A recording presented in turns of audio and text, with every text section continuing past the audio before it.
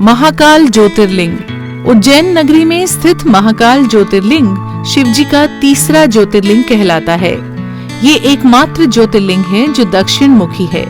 इस ज्योतिर्लिंग से संबंधित 2 कहानियां पुराणों में वर्णित है, जो इस प्रकार हैं। शिव पुराण में वर्णित कथा।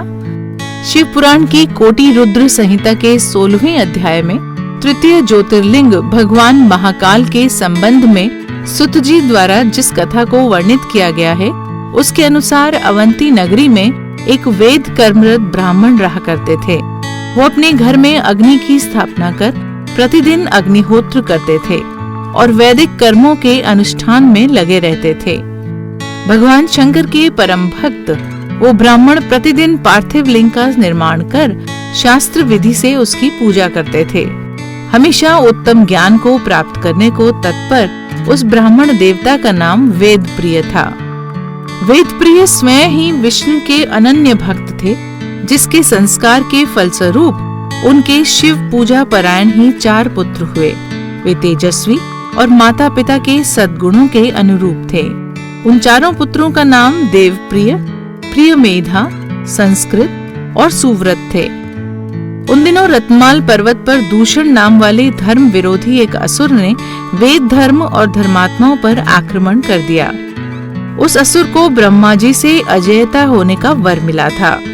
सबको सताने के बाद अंत में उस असुर ने भारी सेना लेकर अवंती उज्जैन के उन पवित्र कर्मनिष्ठ ब्राह्मणों पर भी चढ़ाई कर दी। उस असुर की आज्ञा से 4 भयानक दैत्य चारों दिशाओं में प्रलय काल की आग के समान प्रकट हो गए। उनके भयंकर उपद्रव से भी शिवजी पर विश्वास करने वाले ब्राह्मण बंधु भयभीत नहीं हुए। अवंती नगर के निवासी सभी ब्राह्मण जब उस संकट में घबराने लगे, तब उन 4 शिव भक्त भाइयों ने उन्हें आश्वासन देते हुए कहा कि आप लोग भक्तों के हितकारी भगवान शिव पर भरोसा रखें। उसके बाद वे 4 ब्राह्मण बंधु शिवजी का पूजन करके उनके ही ध्यान में तल्लीन हो गए। सेना सहित दूषण ध्यानमग्न उन ब्राह्मणों के पास पहुंच गया।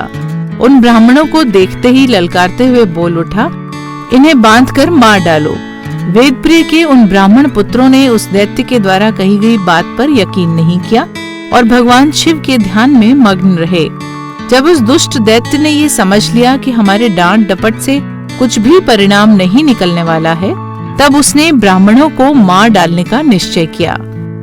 उसने ज्यों ही उन शिव भक्तों के प्राण लेने हेतु शस्त्र उठाया, त्यों ही उनके द्वारा पूजित उस पार्थिव लिंग की जगह गंभीर आवाज के साथ एक गड्ढा प्रकट हो गया और तत्काल उस गड्ढे से विकट और भयंकर रूपधारी भगवान शिव प्रकट हो गए।